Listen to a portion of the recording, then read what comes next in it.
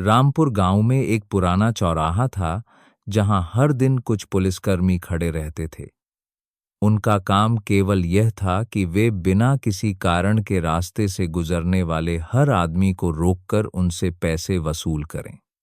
यह एक खुलेआम चलने वाला भ्रष्टाचार था, लेकिन लोग इससे डरते थे और चुप रहते थे।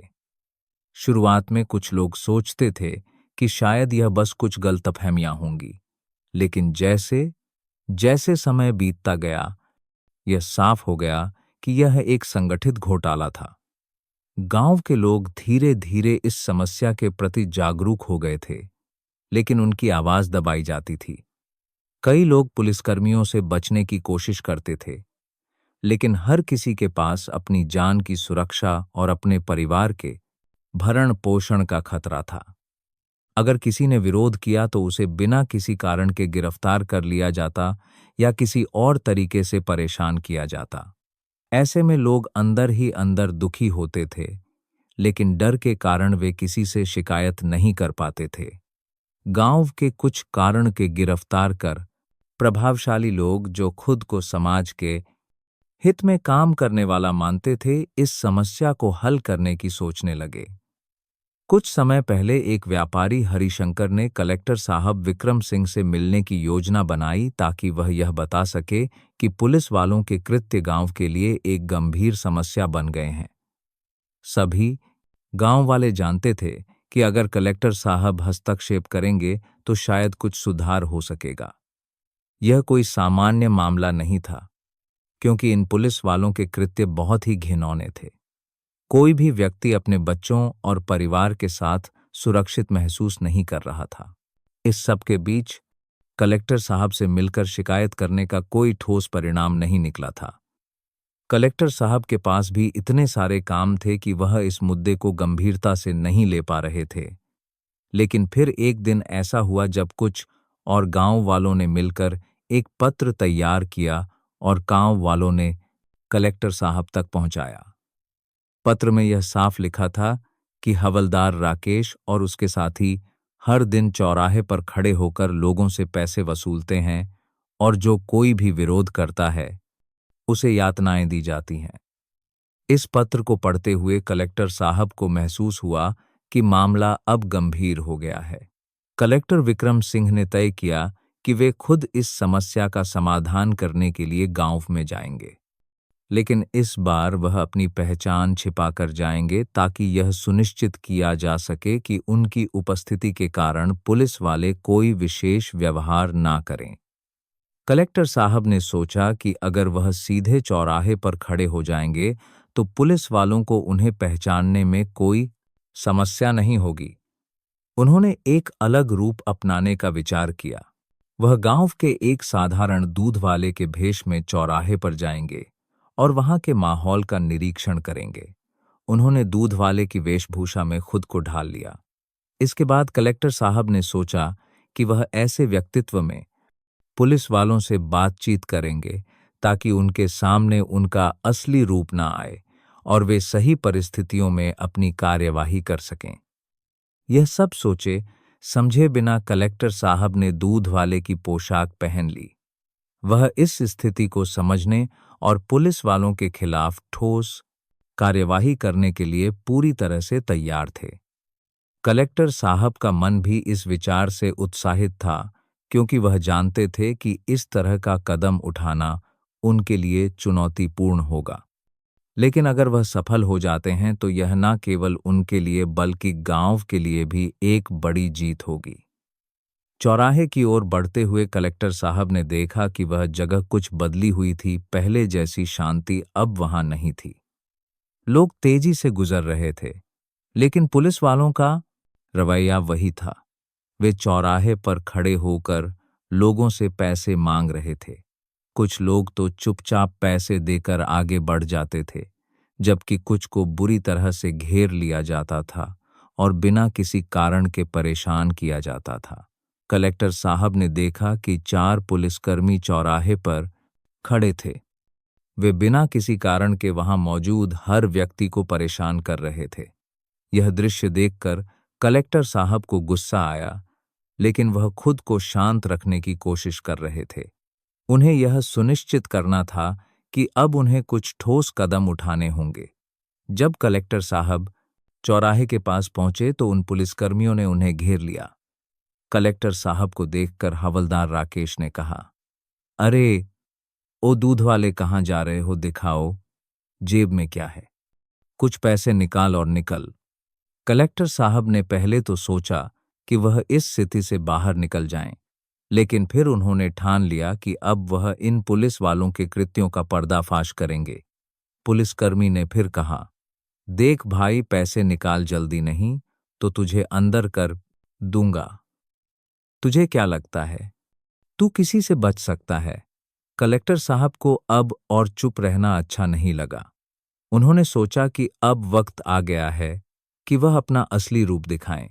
कलेक्टर साहब ने धीरे से अपनी जेब से अपना आईडी कार्ड निकाला और उसे पुलिसकर्मियों के सामने लाकर दिखा दिया। जैसे ही पुलिसकर्मियों ने कार्ड को देखा, उनके चेहरे पर हवाइयां उड़ गईं। उन्हें यकीन नहीं हो रहा था कि वह खुद कलेक्टर साहब के सामने खड़े हैं। एक पुलिसकर्मी ने देखा और तुरंत हाथ जोड़कर कहा, कलेक्टर साहब, हमें माफ कर दीजिए। हम नहीं जानते थे। कलेक्टर साहब ने उसे गुस्से से देखा और फिर तुरंत एसपी को फोन किया। उन्होंने कहा, यह चौराहा अब हमारी जांच का हिस्सा है। मैं चाहता हूं कि आप तुरंत यहां 2 गाड़ियों के साथ पुलिस भेजें। इन सबको गिरफ्तार करवा दो। जब एसपी ने सुन लिया तो उन्होंने त्वरित कार्यवाही की और कलेक्टर साहब के निर्देश पर पुलिस की 2 गाड़ियां भेजीं। कुछ ही देर में वहां एसपी भी पहुंचे और उन्होंने पूरी स्थिति का जायजा लिया। एसपी ने तुरंत सभी पुलिसकर्मियों को गिरफ्तार किया और उन्हें थाने ले गए। थाने में जब कलेक्टर साहब ने सभी पुलिस वालों को सस्पेंड करवा दिया तो उनके चेहरे पर खौफ था। उन्होंने उन सभी को यह समझाया कि उनका कार्य न केवल गलत था, बल्कि उनके कृत्य ने जनता के बीच पुलिस की छवि को भी बिगाड़ दिया था। यह घटना गांव में एक इतिहास बन गई। कलेक्टर साहब ने न केवल अपनी जिम्मेदारी निभाई, बल्कि भ्रष्टाचार के खिलाफ एक मजबूत कदम उठाया। गांव में कलेक्टर साहब की कार्रवाई के बाद एक डाबडूक अजीब सी शांति छा गई थी। पुलिसकर्मियों की गिरफ्तारी ने सभी को यह सोचने पर मजबूर कर दिया था कि क्या यह एक सच्ची व्यवस्था का हिस्सा हो सकता है। यह घटना गांव वालों के लिए एक नई उम्मीद बन गई थी। उनका विश्वास प्रशासन में वापस लौट आया था। अब उन्हें यकीन था कि अगर कोई गलत काम करेगा तो उसे सजा जरूर मिलेगी, चाहे वह किसी भी ताकतवर पद पर क्यों ना हो। कलेक्टर साहब ने यह काम किया था, लेकिन इसके बाद भी उन्हें पता था कि यह सिर्फ एक शुरुआत है। उन्होंने देखा कि पुलिस वाले एक बार फिर से अपनी काली करतूतों में जुट सकते हैं, इसलिए उन्होंने अपनी योजना को और भी कड़ा करने का फैसला किया। उनका उद्देश्य सिर्फ इन पुलिसकर्मियों को सजा दिलाना नहीं था, बल्कि यह सुनिश्चित करना था कि भविष्य में ऐसे कृत्य किसी भी अधिकारी या पुलिस वाले से ना हो। कुछ दिन बाद कलेक्टर साहब ने फैसला किया कि अब वह इस पूरे मामले की पूरी जांच करेंगे। उन्होंने जिलाधिकारी से मिलकर एक टीम गठित करने का सुझाव दिया, जिसमें सभी संबंधित विभागों के अधिकारी शामिल हों। इस टीम का काम था उन क्षेत्रों की निगरानी करना जहां भ्रष्टाचार के आरोप लगाए गए थे। इसके अलावा कलेक्टर साहब ने पुलिस की कार्यप्रणाली की जांच करने के लिए एक रिपोर्ट तैयार करने का भी आदेश दिया। इस रिपोर्ट में यह विश्लेषण किया जाएगा कि पुलिसकर्मियों का व्यवहार कैसे सुधारा जा सकता है और क्या कारण थे जिनकी वजह से भ्रष्टाचार को बढ़ावा मिला। कलेक्टर साहब ने यह सुनिश्चित करने के लिए हर पहलू को ध्यान में रखा कि भविष्य में यह घटना फिर से ना हो। उन्होंने यह समझा कि भ्रष्टाचार केवल कुछ लोगों तक सीमित नहीं रहता, यह एक पूरे सिस्टम में फैल सकता है अगर इसे समय रहते ना रोका जाए। गांव वाले अब इस बदलाव से खुश थे, लेकिन उन्हें यह भी डर था कि क्या यह सुधार स्थायी रहेगा या नहीं। लोगों के दिलों में एक चिंता बनी हुई थी कि कहीं फिर से पुलिस की तानाशाही और भ्रष्टाचार की शुरुआत ना हो जाए। यही कारण था कि कलेक्टर साहब ने अपनी योजना को पूरी तरह से लागू करने के लिए पूरी ताकत लगाई। उन्होंने यह सुनिश्चित किया कि किसी भी पुलिसकर्मी की गलत हरकतों को अब नज़रअंदाज नहीं किया जाएगा। कुछ हफ्तों बाद कलेक्टर साहब ने अपने कार्यों के परिणामों की समीक्षा की। उन्होंने पाया कि पुलिस वाले अब पहले की तरह खुलेआम रिश्वत नहीं ले रहे थे और उनका रवैया बहुत हद तक बदल चुका था। लेकिन कलेक्टर साहब को यह भी समझ में आया कि यह बदलाव तभी स्थायी होगा जब गांव वालों का विश्वास पूरी तरह से बहाल होगा। इसलिए कलेक्टर साहब ने एक और कदम उठाया। उन्होंने एक जनसुनवाई का आयोजन किया, जिसमें उन्होंने गांव वालों से सीधे बातचीत की। इस सुनवाई में उन्होंने सुना कि लोग अपनी समस्याओं को लेकर कितने परेशान हैं और कैसे वे पुलिस की तानाशाही के शिकार होते थे। कलेक्टर साहब ने लोगों से यह वादा किया कि वह उनकी समस्याओं का समाधान करेंगे और किसी भी पुलिसकर्मी को जो फिर से ऐसी हरकतें करेगा, उसे सख्त सजा देंगे। यह बैठक गांव वालों के लिए एक नई उम्मीद लेकर आई।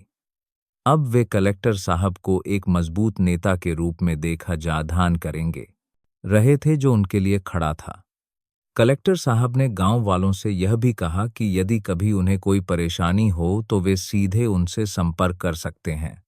उन्होंने यह भी बताया कि प्रशासन अब लोगों की शिकायतों को गंभीरता से लेगा और कोई भी अधिकारी या कर्मचारी जो गलत करेगा, उसे तुरंत निलंबित कर दिया जाएगा। इस बैठक के बाद कलेक्टर साहब ने एक नई योजना बनाई। उन्होंने यह सुनिश्चित किया कि पुलिसकर्मियों के काम की नियमित निगरानी की जाएगी। इसके अलावा उन्होंने पुलिस वालों को यह निर्देश दिया कि वे सिर्फ अपनी जिम्मेदारी निभाएं और किसी भी प्रकार के अनावश्यक दबाव में ना आएं। कलेक्टर साहब ने यह भी कहा कि अगर किसी पुलिसकर्मी की कोई शिकायत मिली तो उसे तुरंत निपटाया जाएगा और उसे सजा दी जाएगी। समय के साथ गांव में पुलिस का व्यवहार और स्थिति सुधरने लगी। हालांकि कुछ लोग यह मानते थे कि सुधार में समय लगेगा, लेकिन कलेक्टर साहब ने सुनिश्चित किया कि यह कोई अस्थायी बदलाव नहीं होगा। उनका उद्देश्य यह था कि गांव में एक सशक्त प्रशासनिक तंत्र बने, जिसमें सभी नागरिकों को न्याय मिल सके और पुलिस के कृत्यों पर कड़ी निगरानी हो। कलेक्टर साहब के इस कदम से नागरिकों को न्याय मिल सके, केवल गांव वालों का विश्वास प्रशासन में बढ़ा, बल्कि उन्होंने यह भी साबित किया कि अगर सही कदम उठाए जाएं तो किसी भी स्थिति को बदला जा सकता है। उनका यह संघर्ष न केवल भ्रष्टाचार के खिलाफ था, बल्कि यह न्याय की स्थापना के लिए था। यह घटना एक केडपोट बड़े एंड आई महत्वपूर्ण मोड़ थी, जो यह दर्शाती थी कि अगर किसी भी समुदाय में सुधार की भावना हो तो वह बदलाव अवश्य आएगा। कलेक्टर साहब के नेतृत्व में गांव वालों को यह समझ में आया कि जब तक वे चुप रहते हैं तब तक गलत काम चलते रहेंगे, लेकिन अगर वे अपनी आवाज उठाएंगे और अपनी समस्याओं को सही तरीके से सामने रखेंगे तो बदलाव संभव है। गांव में बदलाव की हवा बहने लगी थी। कलेक्टर साहब का साहस और ईमानदारी अब सबके सामने थी और इसने उन सभी को प्रेरित किया जो पहले चुप रहते थे। इसने यह पारतर ए सेंट दोष साबित कर दिया कि अगर किसी को सही दिशा में नेतृत्व मिले तो वह समाज में असली परिवर्तन ला सकता है। गांव में आए इस बदलाव के बाद कलेक्टर साहब ने महसूस किया कि अब समय आ गया है कि प्रशासन का हर एक विभाग और उसके कार्यकर्ता खुद को जिम्मेदार ठहराएं। उन्होंने यह समझा कि एक बार भ्रष्टाचार खत्म हो जाने से कोई काम नहीं चलता, बल्कि यह जरूरी था कि यह सुनिश्चित किया जाए कि आगे से ऐसा कुछ भी ना हो। उनके मन में यह विचार था कि इस पूरी प्रक्रिया को सिस्टम के भीतर समाहित कर दिया जाए, ताकि यह केवल एक घटना ना बनकर एक स्थायी परिवर्तन में बदल सके। कलेक्टर साहब ने इस दिशा में अपनी कार्य योजना बनाई। सबसे पहले उन्होंने पुलिस विभाग के अधिकारियों और कर्मचारियों के लिए एक सख्त प्रशिक्षण कार्यक्रम आयोजित करने का निर्णय लिया। इस प्रशिक्षण में यह सुनिश्चित किया गया कि वे अपनी भूमिका और जिम्मेदारियों को सही तरीके से समझें।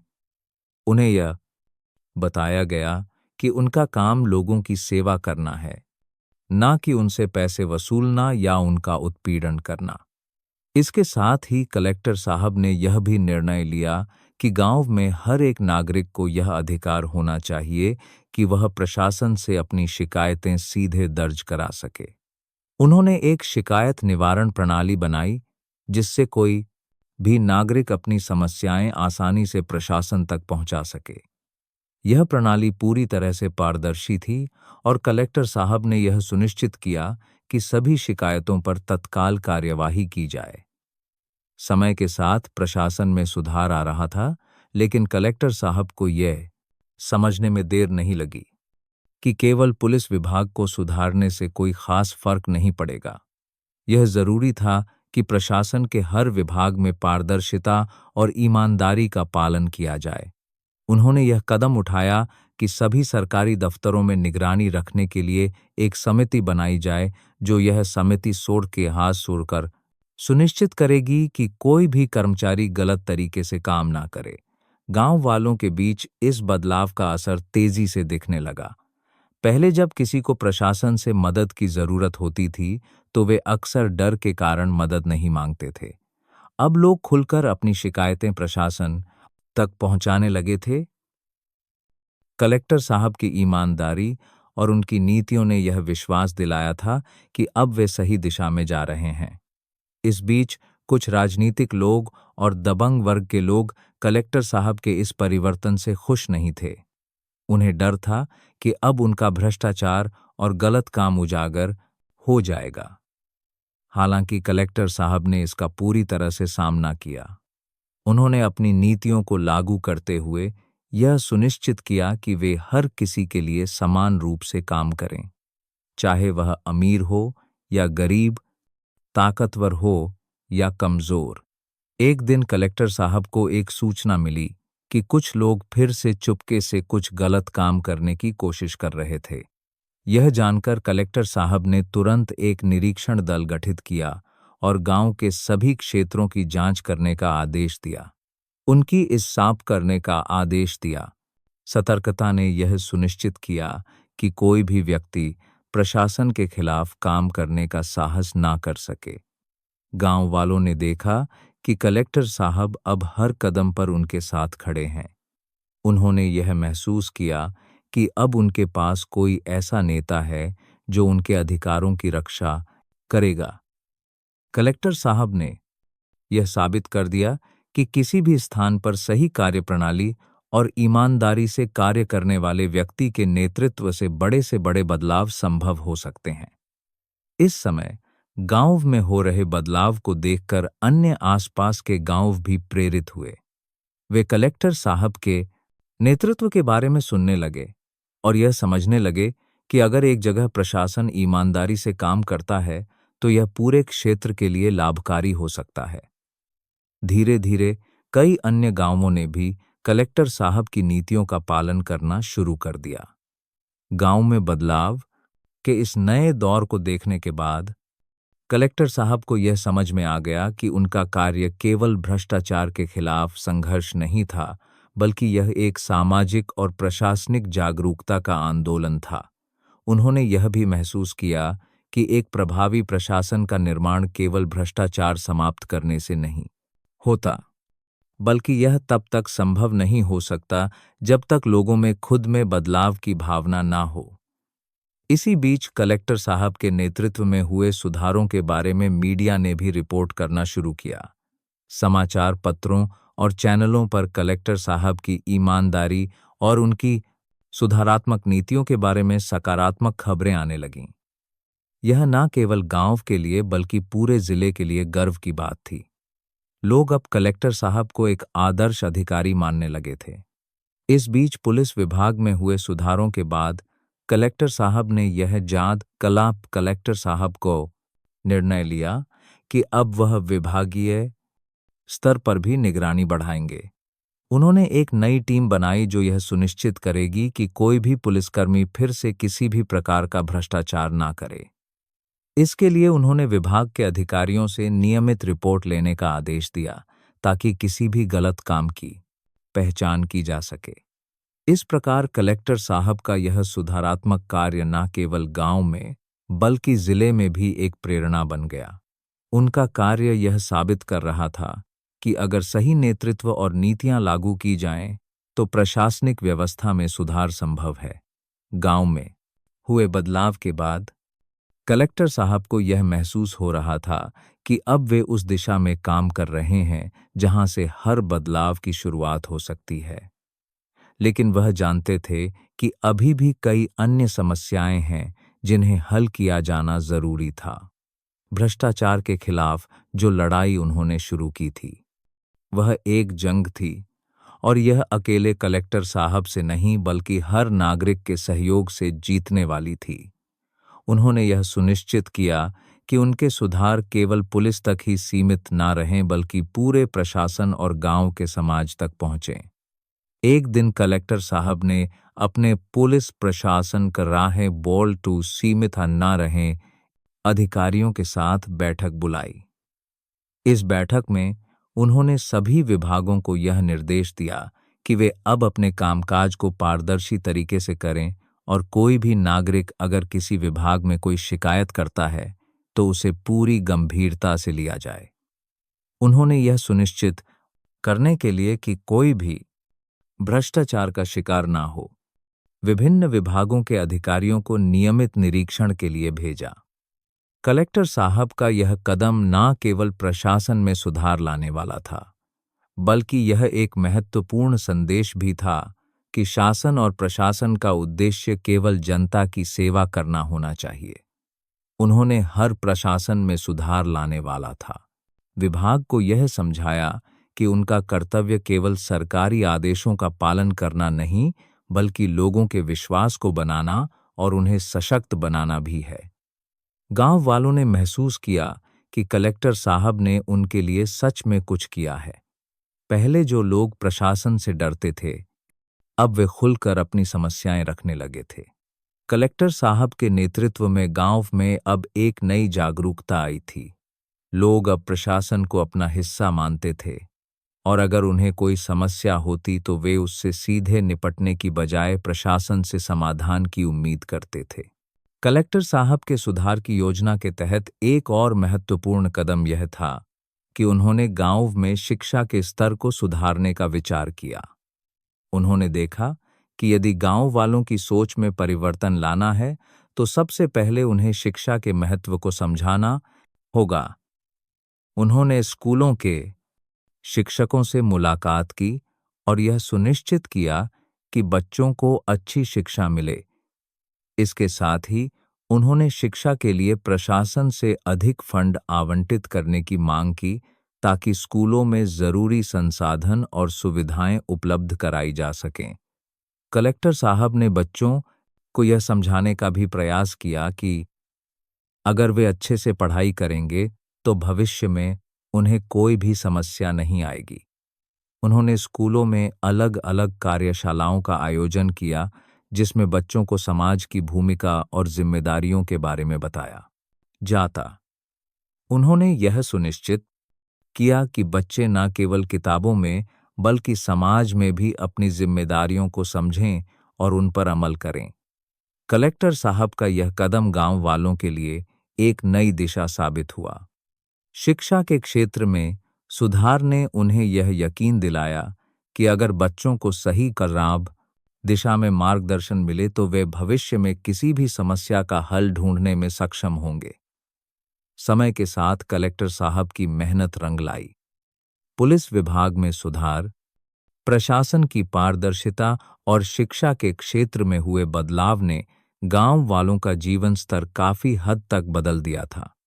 अब गांव के लोग अपनी समस्याओं को हल करने के लिए प्रशासन पर निर्भर रहने लगे थे, ना कि किसी बाहरी ताकत या दबंगों पर। कलेक्टर साहब की सबसे बड़ी जीत यह थी कि गांव वालों ने अब प्रशासन के साथ एक रिश्ते को महसूस किया था। पहले जो रिश्वत देने पर मजबूर होते थे, अब वे खुले तौर पर प्रशासन से अपना अधिकार मांगने लगे थे। उनके दिलों में अब डर नहीं था, बल्कि एक नई उम्मीद थी। कलेक्टर साहब ने यह साबित कर दिया था कि अगर किसी भी प्रशासनिक व्यवस्था में सच्चाई, ईमानदारी और कड़ी मेहनत हो तो वह किसी भी समस्या का समाधान निकाल सकता है। एक दिन कलेक्टर साहब को अपने कार्यालय में एक पत्र मिला जो एक स्थानीय व्यापारी ने भेजा था। उस पत्र में व्यापारी ने लिखा था, कलेक्टर साहब, आपने जो बदलाव लाए हैं वह सचमुच अप्रत्याशित हैं। पहले मैं भी डरता था कि अगर मैं अपने व्यवसाय में सही तरीके से काम करूंगा तो पुलिस मुझे परेशान करेगी। लेकिन अब मैं बिना किसी डर के काम कर रहा हूं। अब मेरे पास कोई भी समस्या हो तो मुझे प्रशासन पर पूरा विश्वास है। यह पत्र कलेक्टर साहब के लिए सबसे बड़ी सराहना थी। उन्होंने महसूस किया कि उनके किए गए सुधारों ने न केवल प्रशासन को बदला बल्कि गांव वालों के मनोबल को भी ऊंचा किया था। गांव में अब सब कुछ बदल चुका था। पुलिसकर्मी अपना काम ईमानदारी से करने लगे थे। सरकारी अधिकारी अब जनता के हित में काम कर रहे थे और गांव वाले अब अपने अधिकारों के प्रति जागरूक हो चुके थे। यह सब कलेक्टर साहब की मेहनत और उनके सही नेतृत्व का परिणाम था। गांव में जो बदलाव हुआ था वह अब एक आदर्श बन चुका था। दूसरे गांव और शहर भी इस बदलाव को देखने आए और कलेक्टर साहब के नेतृत्व में हुए सुधारों को अपने स्थान पर लागू करने की योजना बनाने लगे।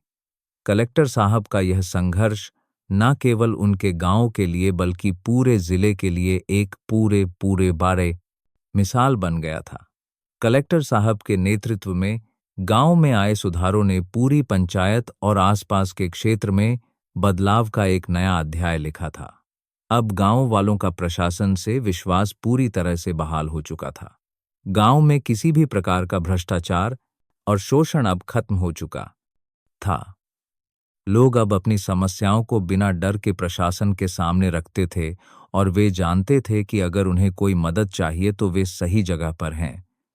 कलेक्टर साहब का नाम अब सिर्फ उनके गांव में नहीं बल्कि जिले के अन्य क्षेत्रों में भी गूंज रहा था। समय के साथ कलेक्टर साहब ने अपनी कार्यशैली में और भी सुधार किया।